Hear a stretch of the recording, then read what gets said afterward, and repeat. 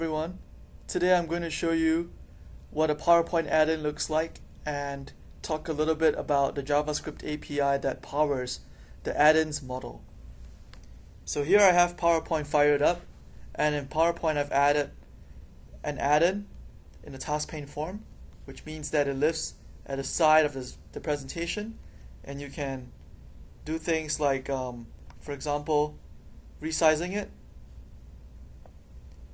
So this add-in is going to help us understand a little bit about the JavaScript API that powers add-ins.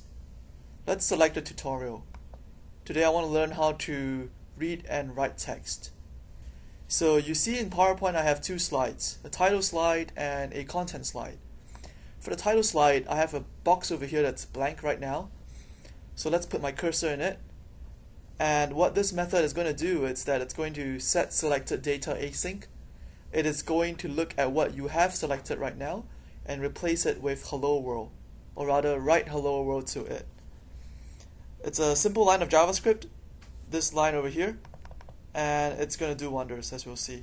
So let's press run code, and we have hello world that has been added to the title slide, just as you would expect from the name of this API call, set selected data. Let's move on to the next step. Let's read text from what the user has selected. I'm going to select the title over here, and I'm going to make a call to get selected data async, and if it's successful, it's going to show a message with the data I've selected. Let's try that. And it works. It says that the data is my title slide, and that is precisely what I've selected earlier on. Let's move on to something a little bit more interesting with PowerPoint. Let's look at navigation.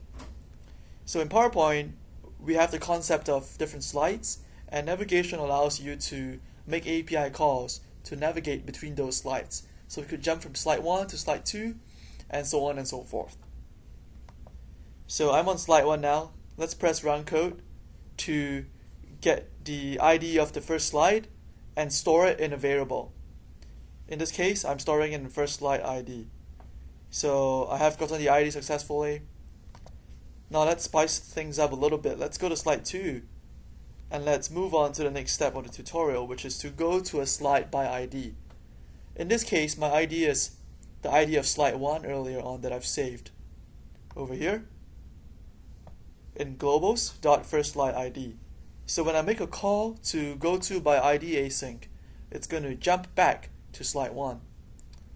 Let's try that.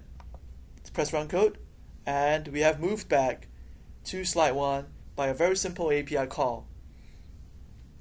And that's all I wanted to show you today, really. You've seen how an add-in looks like in a task pane form over here, and you've seen how we interact with the contents of a PowerPoint slideshow, or rather a PowerPoint slide deck, using simple JavaScript calls that powers the add-ins model. Thanks for listening.